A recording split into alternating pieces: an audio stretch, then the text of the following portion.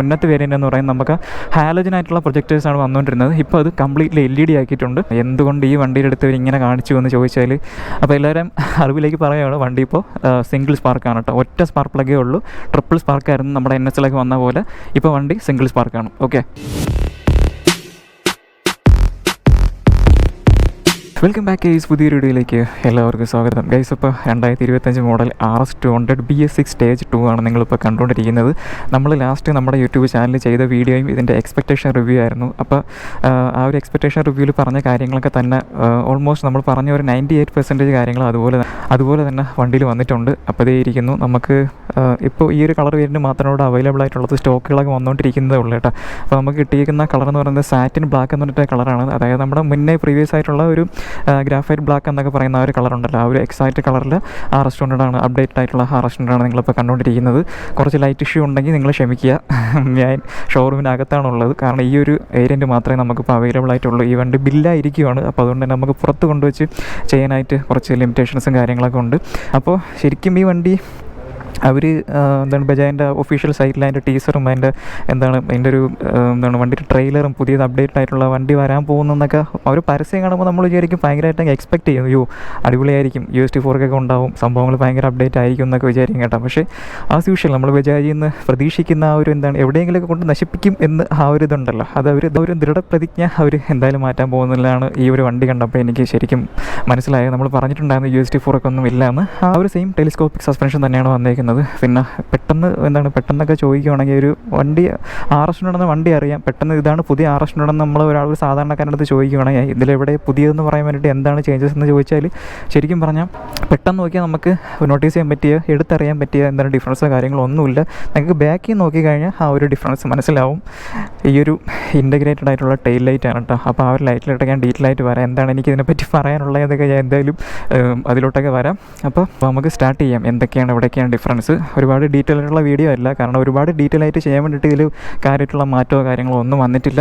അപ്പോൾ നമുക്ക് വന്ന മാറ്റങ്ങൾ എന്തൊക്കെയാണെന്ന് ജസ്റ്റ് ഒന്ന് ചെക്ക് ചെയ്യാം. ഒരു കാര്യം എനിക്ക് സെപ്പറേറ്റ് എടുത്ത് പറയാൻ വേണ്ടിയിട്ടുണ്ട്. അത് കേട്ടാൽ ചിലപ്പോൾ നിങ്ങൾ ഞെട്ടും. അത് അവർ ഒഫീഷ്യൽ സൈറ്റിലൊക്കെ നോക്കിയപ്പോഴാണ് ഞാൻ അത് കൺഫേം ചെയ്തത് കേട്ടോ. അതങ്ങനെ വീഡിയോ മലയാളത്തിൽ ഞാൻ അങ്ങനെ വീഡിയോ നോക്കിയപ്പോഴത്തേക്കും അത്ര ഡീറ്റെയിൽ ആയിട്ട് ഈ ഒരു വണ്ടിയുടെ വാക്കറൗണ്ട് വീഡിയോ ഇതുവരെ ആരും ചെയ്തിട്ടില്ല. അപ്പോൾ അതുകൊണ്ട് തന്നെ ആരും പറഞ്ഞതായിട്ട് ഞാൻ അറിയില്ല കേട്ടോ. പക്ഷേ ബജാജിൻ്റെ സൈറ്റിൽ നോക്കിയപ്പോഴാണ് ആ ഒരു തന്നെ സത്യം എനിക്ക് മനസ്സിലായത്. അപ്പോൾ ആ ഒരു കാര്യമൊക്കെ എന്താണെന്ന് നമ്മൾ ഡീറ്റെയിൽ ആയിട്ട് പറഞ്ഞുതരാം കേട്ടോ. അപ്പോൾ നമുക്ക് തുടങ്ങാം ഗൈസ്. അപ്പോൾ നമുക്ക് ഫ്രണ്ടിൽ നിന്നൊക്കെ നോക്കുമ്പോഴത്തേക്കും പെട്ടെന്ന് നോക്കാൻ പറ്റിയ ഒരു ടിപ്പിക്കൽ വൈസേഴ്സും കാര്യങ്ങൾ തന്നെയാണ് വരുന്നത്. 2015 ലോഞ്ച് ആയപ്പോൾ കിട്ടിയ ആ ഒരു സെയിം ട്രാൻസ്പെറൻറ്റ് വൈസർ ഉണ്ടല്ലോ, ആ ഒരു വൈസർ തന്നെയാണ് വീണ്ടും ഇതിൽ വന്നേക്കുന്നത്. അതിൽ ചേഞ്ചസോ കാര്യങ്ങളൊന്നും വന്നിട്ടില്ല. വണ്ടി ഇപ്പോൾ ഏകദേശം 10 വർഷത്തോളമായി ബജാജിൻ്റെ സെയിൽസിൽ ഇപ്പോഴും വണ്ടി കുഴപ്പമൊന്നുമില്ലാതെ സെയിൽസും കാര്യങ്ങളൊക്കെ നടക്കുന്നുണ്ട്. അപ്പോൾ ആ ഒരു വൈസറിലോ എന്തെങ്കിലുമൊക്കെ ഒരു ചേഞ്ചസ് കൊണ്ടുവരാമായിരുന്നു. ഈ ഒരു വൈസറിൻ്റെ ഷേപ്പിലോ അതിൻ്റെ സൈസിലോ എന്തെങ്കിലുമൊക്കെ ഒരു ഡിഫറൻസോ, ആ ഒരു സെയിം നമുക്ക് ആദ്യം ഇതുവരെ കിട്ടിക്കൊണ്ടിരുന്ന ആ സെയിം ട്രാൻസ്പെറൻറ്റ് വൈസർ തന്നെയാണ് വന്നുകൊണ്ടിരിക്കുന്നത്. പിന്നെ ഉള്ളതെന്ന് പറഞ്ഞാൽ നമ്മുടെ ഈ ഒരു മിറേഴ്സാണ്. മിറേഴ്സിലും വേറെ വ്യത്യാസമോ കാര്യങ്ങളൊന്നുമില്ല, സെയിം മിറേഴ്സാണ്. എനിക്ക് ഈ വണ്ടിയുടെ മിറേഴ്സ് ശരിക്കും പറഞ്ഞാൽ പേഴ്സണലി എനിക്ക് അത്ര ഇഷ്ടമില്ലാത്തൊരു മിറേഴ്സാണ്. കാരണം ഈ ഒരു സൈഡ് ഉണ്ടല്ലോ അത്ര ഒരു തിക്നെസ്സോ കാര്യങ്ങളൊന്നുമില്ല. അപ്പോൾ വണ്ടിയുടെ ഫെയറിങ്ങിനോട് ഒരു മിസ്മാച്ചിങ് ആയിട്ടുള്ള ഒരു മിറേഴ്സ് എന്ന് വേണമെങ്കിൽ പറയാൻ പറ്റും. പർപ്പസ്ഫുള്ളി എത്ര ഉണ്ടെന്ന് എനിക്ക് അറിയാൻ വയ്യ, റിവ്യൂ എത്രയൊക്കെ കിട്ടുന്നുണ്ടെന്നൊന്നും അറിയാൻ വയ്യട്ടെ. കാരണം ഞാൻ ഓടിച്ച RS200 ഒന്നും ഈ ഒരു മിറർ ഇല്ലാതെയാണ് ഞാൻ ഓടിച്ചിട്ടുണ്ടായിരുന്നത്. അപ്പോൾ എനിക്ക് പേഴ്സണലി ആ ഒരു മിറേഴ്സ് അത്ര ഇഷ്ടമല്ല. കുറച്ചൊന്ന് അപ്ഗ്രേഡ് ചെയ്യാമായിരുന്നു. നമ്മുടെ 220 വരുന്ന ഒരു മിറർ ഉണ്ടല്ലോ, അതൊക്കെ ശരിക്കും പറഞ്ഞാൽ കാണാൻ ഭയങ്കര രസമാണ്. പക്ഷേ ഇതെന്ന് പറഞ്ഞാൽ ഇത്രയും വലിയൊരു ഫെയറിങ്ങിന് ഒട്ടും മാച്ച് ആവാത്തൊരു മിററാണെന്ന് ഞാൻ പറയും. അപ്പോൾ അതും അതുപോലെ തന്നെ ഉണ്ട്, അതിന് ചേഞ്ചസോ കാര്യങ്ങളൊന്നുമില്ല. നമ്പർ പ്ലേറ്റിൻ്റെ ഹോൾഡർ ഈ ഒരു സൈഡിലായിട്ടാണ് വരുന്ന. പിന്നെ വരുമ്പോഴത്തേക്കും നമ്മുടെ സെയിം RSലേക്ക് വരുന്ന ആ ഒരു സെയിം ഡ്യൂക്കിൻ്റെ ഇൻഡിക്കേറ്റേഴ്സ് സെയിം അതുപോലെ തന്നെ കാണാൻ പറ്റും. അത് പ്രീമിയം ഇൻഡിക്കേറ്ററാണ് കേട്ടോ. നമുക്ക് ഡ്യൂക്ക് 1290R ആ ഒരു വണ്ടിയിൽ പോലും നമുക്ക് ഈ ഒരു സെയിം ക്വാളിറ്റിയിൽ ഇൻഡിക്കേറ്റേഴ്സാണ് വരുന്നത്. അപ്പോൾ അതൊന്നും മാറണമെന്നൊന്നും പറയുന്നില്ല. അപ്പോൾ ആ ഒരു സെയിം RSൽ നമുക്ക് 2015 തൊട്ടേ ഉണ്ടായിരുന്ന ആ ഒരു ഇൻഡിക്കേറ്ററിന് ഇപ്പോഴും വരുന്നുണ്ട്. പിന്നെ നമുക്ക് പൊസിഷൻ ലാമ്പ് കാണാൻ പറ്റും. ഈ ഒരു സൈഡിലായിട്ട് 2 സൈഡിലായിട്ട് നമ്മുടെ DRL പോലത്തെ 2 പൊസിഷൻ ലാമ്പ് കാണാൻ പറ്റും കേട്ടോ. പിന്നെ വരുന്നത് നമ്മുടെ പ്രൊജക്ടറാണ്. പ്രൊജക്ടറിൻ്റെ ഷേപ്പിലോ ഇതിൻ്റെ സൈസിലോ അതിൻ്റെ ഡിസൈനിലോ ഒന്നും വ്യത്യാസമോ കാര്യങ്ങളൊന്നുമില്ല. എവിടെയാണ് വ്യത്യാസം ഉള്ളതെന്ന് ചോദിച്ചാൽ, ഇത് മുന്നേ എന്ന് പറയുന്നത്, അതായത് മുന്നത്തെ വേരിയൻ്റ് എന്ന് പറയുന്നത് നമുക്ക് ഹാലജനായിട്ടുള്ള പ്രൊജക്ടേഴ്സാണ് വന്നുകൊണ്ടിരുന്നത്. ഇപ്പോൾ അത് കംപ്ലീറ്റ്ലി LED ആക്കിയിട്ടുണ്ട്. ഇതിപ്പോൾ രണ്ടും LED പ്രൊജക്ടേഴ്സാണ് വന്നുകൊണ്ടിരിക്കുന്നത് കേട്ടോ. അപ്പോൾ അതാണ് ആദ്യത്തെ ഡിഫറൻസ് ആയിട്ട് എനിക്ക് എടുത്ത് പറയാൻ വേണ്ടിയിട്ടുള്ളത്. ഇപ്പോൾ LED പ്രൊജക്ടേഴ്സാണ്. അപ്പോൾ ലൂമിനേഷൻ കൂടിയിട്ടുണ്ട്. അപ്പോൾ അതിൻ്റെ പ്രൊജക്ഷനും കാര്യങ്ങളൊക്കെ കൂട്ടിയിട്ടുണ്ട്. നൈറ്റ് വിസിബിലിറ്റിയും കാര്യങ്ങളൊക്കെ ഇപ്പോൾ കുറച്ചുകൂടെയൊക്കെ ഹാലജൻ അറിയില്ല, ചെറിയൊരു യെല്ലോ ഷെയ്ഡുള്ള വെട്ടമായിരിക്കും. LED ആകുമ്പോഴത്തേക്കും കുറച്ചുകൂടെ ബ്രൈറ്റ് ആയിരിക്കും, കുറച്ചുകൂടെ ഫോക്കസ്ഡ് ആയിരിക്കും, കുറച്ചുകൂടെ സ്പ്രെഡുള്ള ലൈറ്റും, കുറച്ചുകൂടെ വൈറ്റ് ആയിരിക്കും കേട്ടോ. കുറച്ച് പ്യൂർ വൈറ്റ് ആയിട്ടുള്ള ലൈറ്റും കാര്യങ്ങളൊക്കെ ആയിരിക്കും നമുക്ക് കിട്ടുന്നത്. അപ്പോൾ അത് ഒന്നാമത്തെ ചേഞ്ചാണ് RSൽ വന്നേക്കുന്നത്. ബാക്കി ഇവിടെ ഈ ഒരു ഫെയറിങ്ങിൻ്റെ ഫ്രണ്ട് സെക്ഷനിൽ വേറെ മാറ്റമോ കാര്യങ്ങളൊന്നുമില്ല. പിന്നെ വീണ്ടും താഴെ കയറുമ്പോഴത്തേക്കും ഒരു നമ്മുടെ മഡ് ഗാർഡിലൊന്നും വേറെ ഡിഫറൻസോ കാര്യങ്ങളൊന്നുമില്ല. ഫുള്ളി ഗ്ലോസിയാണ് വന്നേക്കുന്നത്. ഞാൻ പറഞ്ഞ കളറിൽ ഫുള്ളി ഗ്ലോസി ഫിനിഷുള്ള മഡ് ഗാർഡാണ് വന്നേക്കുന്നത് കേട്ടോ. അവരുടെ ഡിസൈനിലൊന്നും വലിയ വ്യത്യാസമില്ല. പക്ഷേ ബിൽഡ് ക്വാളിറ്റി വലിയ കുഴപ്പമില്ലാത്ത ബിൽഡ് ക്വാളിറ്റിയും കാര്യങ്ങളൊക്കെ തോന്നുന്നുണ്ട് കേട്ടോ. വലിയ ഒരു വൈബ്രേഷനോ കാര്യങ്ങളോ ഒന്നുമില്ല. പിന്നെ ഇവിടെ ABSൻ്റെ ഡ്യുവൽ ചാനൽ ABSൻ്റെ സ്റ്റിക്കേഴ്സ് കാണാൻ പറ്റും. പിന്നെ ഉള്ളത് നമ്മുടെ USD ഫോർക്ക്. വാട്ട് മാൻ, അവരുടെ തന്നെ N160 തന്നെ അവർക്ക് USD ഫോർക്ക് അവർ കൊണ്ടുവന്നിട്ടുണ്ട്. ഒരു കമ്മ്യൂട്ടർ സെഗ്മെൻറ്റ് ബൈക്കായിട്ട് പോലും N160 NS160 N160 USD fork കൊണ്ടുവന്ന ഒരു ബ്രാൻഡാണ്. എന്തുകൊണ്ട് ഈ വണ്ടിയുടെ അടുത്ത് ഇങ്ങനെ കാണിച്ചു എന്ന് ചോദിച്ചാൽ ആരടുത്ത് ചോദിക്കാം? ഇവിടെ ആരെങ്കിലും ഉണ്ടോ ചോദിക്കുക? ഇവിടെ അടുത്ത് ചോദിച്ചിട്ട് കാര്യമില്ല കേട്ടോ. അപ്പോൾ ദർ ഇസ് നോ USD ഫോർക്ക് ഇൻ 2025 RS200. അപ്പോൾ നമ്മൾ സോ മച്ച് ഒരുപാട് പേര് അവൈറ്റ് ഒന്നും കൊടുക്കണ്ടായിരുന്നു. ആ ഒരു USD ഫോർക്ക് മാത്രം കൊടുത്ത് ഇങ്ങനെ ഇതുപോലെ അങ്ങ് ഇറക്കിയിരുന്നെങ്കിൽ വണ്ടി ഭയങ്കര രസമായിരുന്നു കേട്ടോ കാണാൻ. പക്ഷേ വൈ മാൻ, നോ USD ഫോർ ഗൈസ്. അപ്പോൾ നമ്മുടെ ടെലിസ്കോപ്പിക് സസ്പെൻഷൻ തന്നെയാണ് വന്നേക്കുന്നത്. നിങ്ങൾക്ക് ഇവിടെ കാണാൻ പറ്റും. ഫുള്ളി കവേർഡായിട്ട് നിൽക്കുന്നതുകൊണ്ടാണ് നമുക്ക് അതിൻ്റെ ഒരു ഇമ്പോർട്ടൻസ് മനസ്സിലാവാത്തത്. പക്ഷേ ഒരു ഷാമ്പൈൻ ഗോൾഡ് USD ഫോർക്ക്, ഒരു ഗോൾഡൻ ഫോർക്ക് ഒക്കെ കൊടുത്തിരുന്നെങ്കിൽ വണ്ടി ഭയങ്കര നൈസായിരുന്നു കേട്ടോ. ഫ്രണ്ടിൽ നിന്നൊക്കെ ഇങ്ങനെ കാണാനുണ്ടല്ലോ, കുറച്ചുകൂടെയൊക്കൊന്നും സെറ്റായേനെ. നിങ്ങൾക്ക് അറിയാമല്ലോ, RSൽ USD ഫോർക്ക് കയറ്റുന്ന ഒരുപാട് പേരുണ്ട്. നമ്മൾ ഇൻസ്റ്റാഗ്രാമിലൊക്കെ ഓരോരുത്തരൊക്കെ ചെയ്ത് കാണാൻ പറ്റും. പക്ഷേ വന്നു കഴിഞ്ഞാൽ അടിപൊളിയായിരുന്നു കേട്ടോ. ഒന്നും കൊടുത്തില്ലെങ്കിലും കുഴപ്പമില്ല. ആ ഒരു USD ഫോർക്ക് വണ്ടി കൊടുക്കാതെ ഭയങ്കര മോശമായി. ഇപ്പോൾ എന്താണ് അവർ ഒഴിവാക്കിയെന്ന് ചോദിച്ചാൽ ഒന്നും മനസ്സിലാവുന്നില്ല. പിന്നെ വരുന്നത് താഴേക്ക് വരുമ്പോഴത്തേക്കുള്ള ഡിഫറൻസ് എന്ന് പറയുന്നത് നമ്മുടെ ഈ ടയർ സെക്ഷനാണ്. ടയർ സെക്ഷൻ നമുക്ക് 100 സെക്ഷനാണ് ഫ്രണ്ട് വന്നുകൊണ്ടിരുന്നത്. 100, 17 ടയർ സെക്ഷൻ നമുക്ക് സ്റ്റോക്കായിട്ട് വന്നുകൊണ്ടിരുന്നത് കേട്ടോ. അപ്പോൾ ഇപ്പോഴത്തേക്കും 110 ആക്കിയിട്ടുണ്ട്. 110, 70, 17 ആക്കിയിട്ടുണ്ട്. ഇവിടെ കാണാൻ പറ്റും 110, 70, 17. അപ്പോൾ കുറച്ചുകൂടെയൊക്കെ ഒന്ന് വിട്ട് കൂട്ടിയിട്ടുണ്ട്. പിന്നെ ഇതിൽ എത്ര 110 ഇട്ടാലും ഇതിൻ്റെ അലോയ്ക്ക് വിട്ട് കുറവായതുകൊണ്ട് നമുക്ക് ഭയങ്കര ഒരു സൈസൊന്നും തോന്നത്തില്ല. മറിച്ച് നമ്മുടെ ഡ്യൂക്കിലോ ഇപ്പോൾ ഡോമിനാറിലൊക്കെ ഇട്ട് കഴിഞ്ഞാലും അതിൻ്റെ വീൽ ബേസ് കൂടുതലായതുകൊണ്ട് കുറച്ചുകൂടെയൊക്കെ വിട്ട് ഫീൽ ചെയ്യും. ഈ സെയിം അലോയി അത്ര ഒരു അന്നേ ഉള്ള പഴയ ആ ഒരു മോഡൽ അലോയി തന്നെയാണ്. ഇതിൽ വെയിറ്റ് റെഡ്യൂസ് ചെയ്ത ആ ഒരു സെയിം അലോയി തന്നെ ആവാനാണ് ചാൻസ്. അത് അവരങ്ങ് മെൻഷൻ ചെയ്തിട്ടില്ല. നമ്മുടെ പുതിയ NSലൊക്കെ വെയിറ്റ് റെഡ്യൂസ് ചെയ്ത്, അതായത് നമ്മുടെ N250 ഉണ്ടായിരുന്ന ഒരു വെയിറ്റ്, ഒരു 2 കിലോ 1.5 കിലോളം വെയിറ്റ് റെഡ്യൂസ് ചെയ്ത ആ ഒരു സെയിം അലോയാണ് ഇതിൽ വന്നേക്കുന്നതെന്നാണ് എൻ്റെ വിശ്വാസം. അവരങ്ങ് മെൻഷനൊന്നും ചെയ്തിട്ടില്ല. പക്ഷേ പുതിയ വേരിയൻ്റ് ആയതുകൊണ്ട് അത് ആവാനാണ്, അത് കണ്ടിട്ടും അങ്ങനെ തന്നെയാണ് എന്നാണ് എൻ്റെ വിശ്വാസം കേട്ടോ. കാരണം ഇത് കാഴ്ചയിൽ വലിയ ഡിഫറൻസോ കാര്യങ്ങളൊന്നുമില്ല. എല്ലാം സെയിമാണ്, ഡിസൈൻ വൈസ് എല്ലാം സെയിമാണ്. അപ്പോൾ അതിൽ തന്നെയാണ് 110, 70, 17 ഫ്രണ്ട് സെക്ഷൻ ടയർ വന്നിട്ടുണ്ട്. അപ്പോൾ അതാണ് അടുത്ത ചേഞ്ച് എന്ന് പറയുന്നത്. ഈ ഒരു സൈഡിൽ ഇതിൻ്റെ ഫെയറിങ്ങിലൊന്നും വേറെ കാര്യമായിട്ടുള്ള ഡിഫറൻസോ കാര്യങ്ങളൊന്നുമില്ല. ആ ഒരു സെയിം ഫെയറിങ്ങിന് 2015 നമുക്ക് എന്ത് കിട്ടിയിരുന്നോ ആ ഒരു സെയിം ഫെയറിങ് തന്നെയാണ് വന്നേക്കുന്നത്. അതിൽ കുറച്ച് വൈറ്റ് ഡീകോൾസൊക്കെ കൊടുത്തിട്ടുണ്ട്. ഇവിടെ ആ മുന്നേ ഉണ്ടായിരുന്ന തന്നെയാണ് പൾസറിൻ്റെ ആ ഒരു 3D ബാഡ്ജിങ് കാണാൻ പറ്റും. സൈഡ് ഫെയറിങ്ങിലും വ്യത്യാസ കാര്യങ്ങളൊന്നുമില്ല. അതിൻ്റെ വെൻറ്റും കാര്യങ്ങളും എല്ലാം സെയിമാണ്.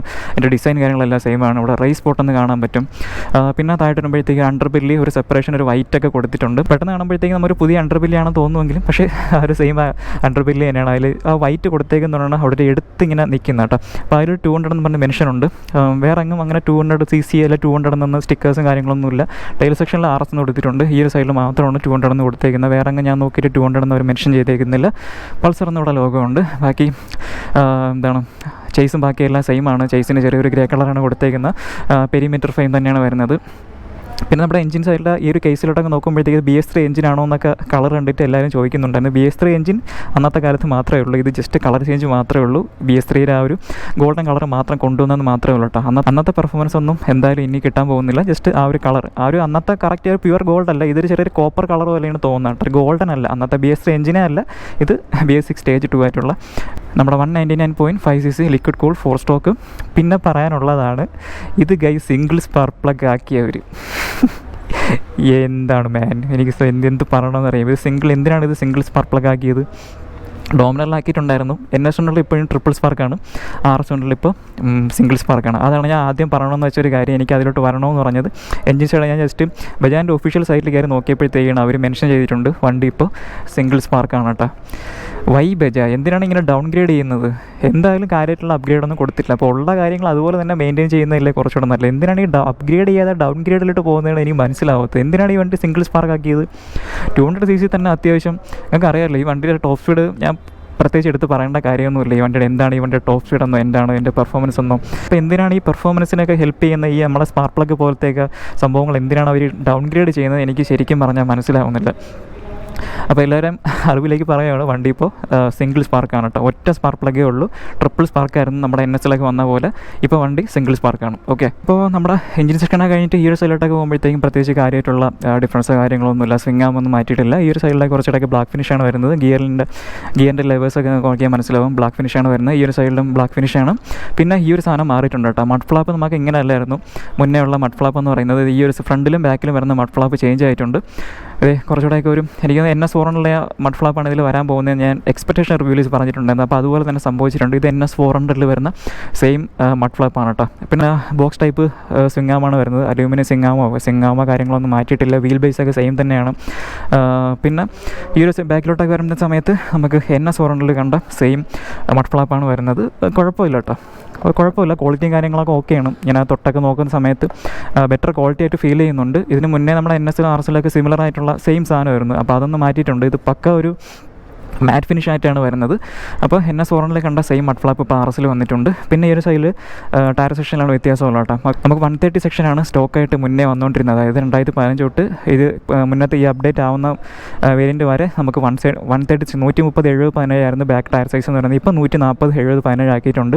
എന്തായാലും അതെങ്കിലും ചെയ്തല്ലോ എന്നുള്ള കാര്യം ഓർക്കുമ്പോൾ ചെറിയ സന്തോഷമുണ്ട്. ഫ്രണ്ടിൽ ഇപ്പോൾ 110 ബാക്കിൽ ഇപ്പോൾ 140 സെക്ഷനുമാണ്.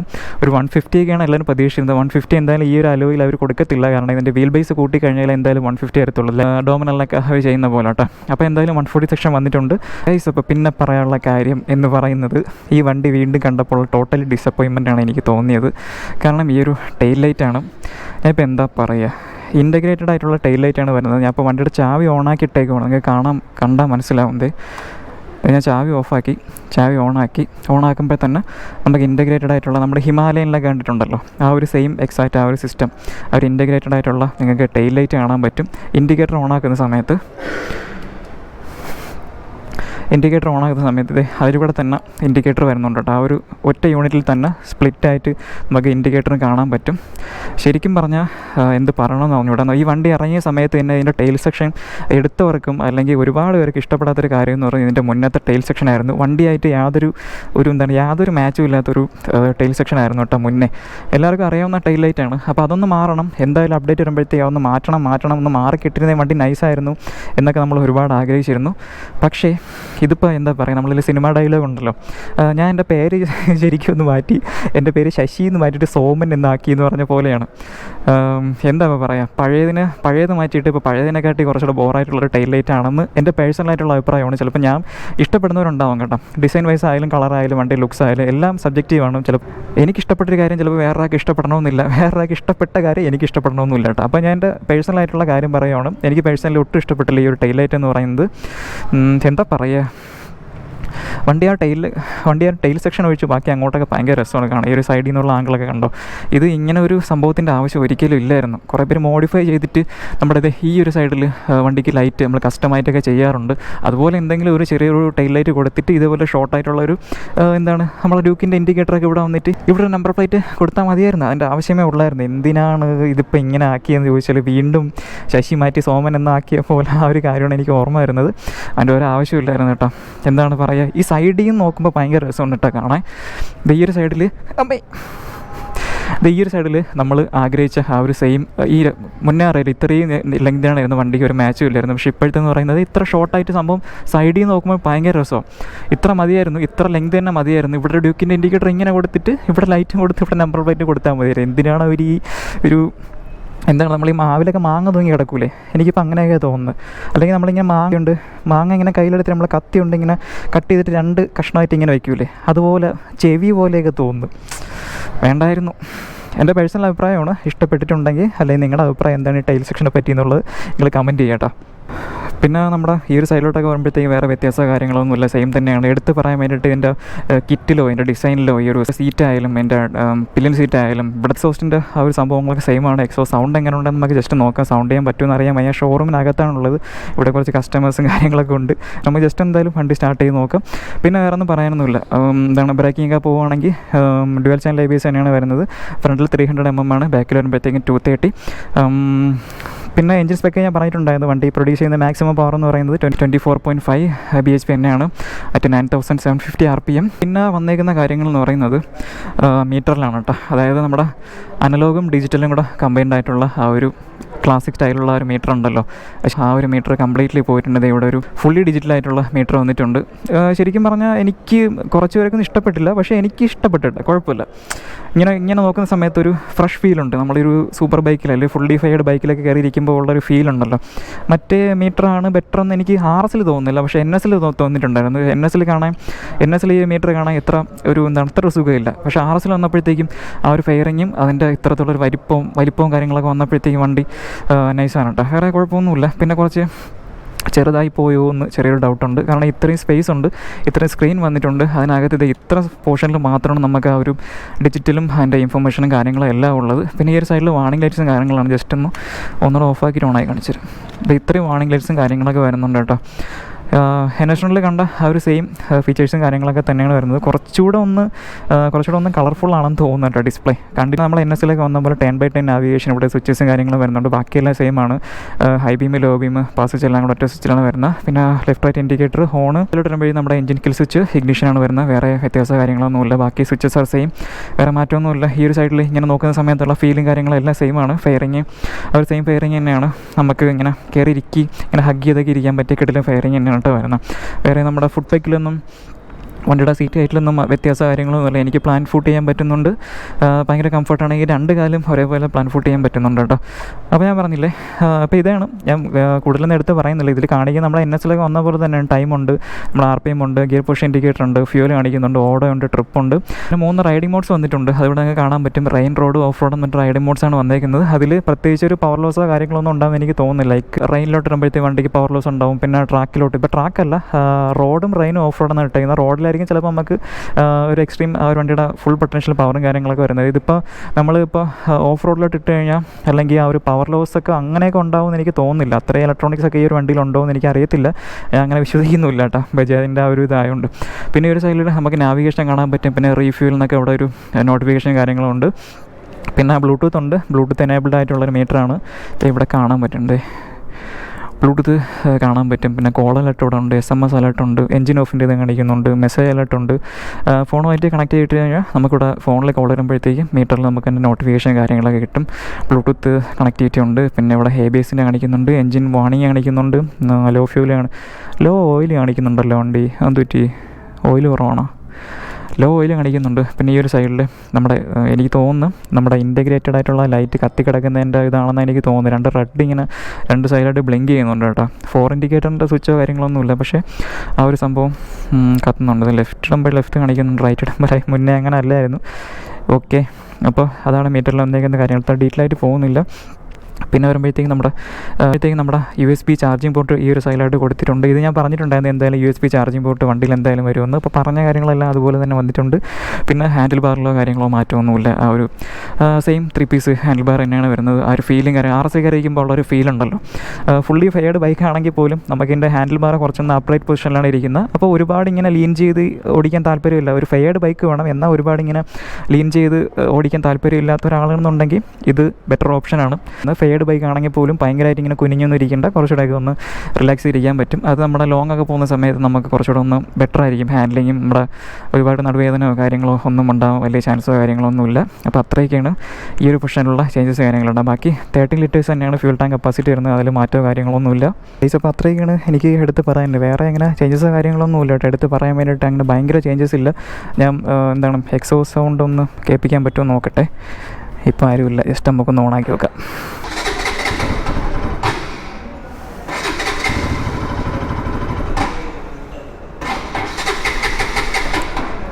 ഇതിൽ എണ്ണ ഇല്ലയെന്ന് തോന്നുന്നു ഗൈസ്. ഞാൻ കൂടുതലായിട്ട് അടിക്കുന്നില്ല.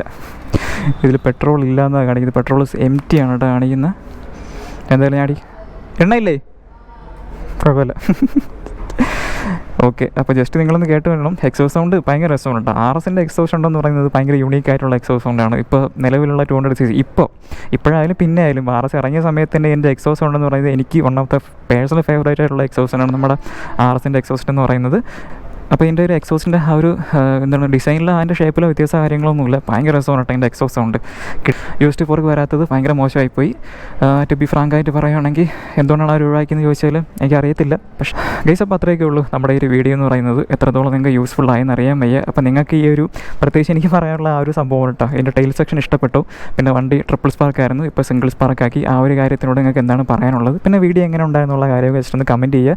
അപ്പോൾ നമുക്ക് വണ്ടി റിവ്യൂവിനായിട്ട് തന്നേക്കുന്നത് നമ്മുടെ കൊല്ലം സാരഥി ബജാജാണ്. അപ്പോൾ വണ്ടിയുടെ എക്സ്ഷോറൂം പ്രൈസ് എന്ന് പറയുന്നത് 1.84 ലാക്കാണ്. അപ്പോൾ ഓൺ റോഡ് ആകുമ്പോഴത്തേക്കും എത്ര ആണെന്നുള്ളത് ഞാൻ എന്തായാലും അവിടെ ചോദിച്ചിട്ട് വീഡിയോയുടെ കമൻറ്റ് ബോക്സിൽ എന്തായാലും പിൻ ചെയ്ത് വെച്ചേക്കാം. എത്ര അടച്ചു കഴിഞ്ഞാൽ നിങ്ങൾക്ക് വണ്ടി ഇറക്കാൻ പറ്റും, എത്രയാണ് EMI വരുന്നത്, ഓൺ റോഡ് ആകുമ്പോഴത്തേക്ക് എത്രയാവും, പ്രൈസും കാര്യങ്ങളൊക്കെ ഉള്ള കാര്യങ്ങൾ ഡീറ്റെയിൽ ഞാൻ എന്തായാലും കമൻറ്റ് ബോക്സിൽ പിൻ ചെയ്ത് വെച്ചേക്കാം. ഓക്കെ, അപ്പോൾ അത്രയൊക്കെ ഉള്ളൂ. ജസ്റ്റ് ഇരിക്കുമ്പോൾ നല്ല സുഖമുണ്ട് കേട്ടോ, നല്ല രസമുണ്ട് ഇങ്ങനെ കാണാനായിട്ട്. നല്ല വലിയ ഫെയറിങ്ങാണ് വന്നേക്കുന്നത്. പിന്നെ ഇതിന് വൈബ്രേഷൻ ഇഷ്യൂസും കാര്യങ്ങളൊക്കെ ഉണ്ട്. അതാണ് ഇതിൻ്റെ വേറൊരു പ്രശ്നം എന്ന് പറയുന്നത്. പിന്നെ ഡീസൻ്റ് ആയിട്ടുള്ളൊരു വണ്ടിയാണ്, അവർ കൊടുക്കുന്ന വിലയ്ക്ക് പ്രിറ്റി ഡീസൻ്റാണ്. പക്ഷേ the big missing is UST4 കൊണ്ടുവരാൻ UST4ക്ക്. അപ്പോൾ വീഡിയോ ഇഷ്ടപ്പെട്ട ലൈക്ക് ഷെയർ ചെയ്യുക. അതിനാണ് നമ്മുടെ ചാനൽ കാണുന്നതുകൊണ്ടെന്ന് സബ്സ്ക്രൈബ് ചെയ്തേക്കാം. അടുത്ത വീഡിയോയിൽ കാണുന്നവരേക്കും ബൈ.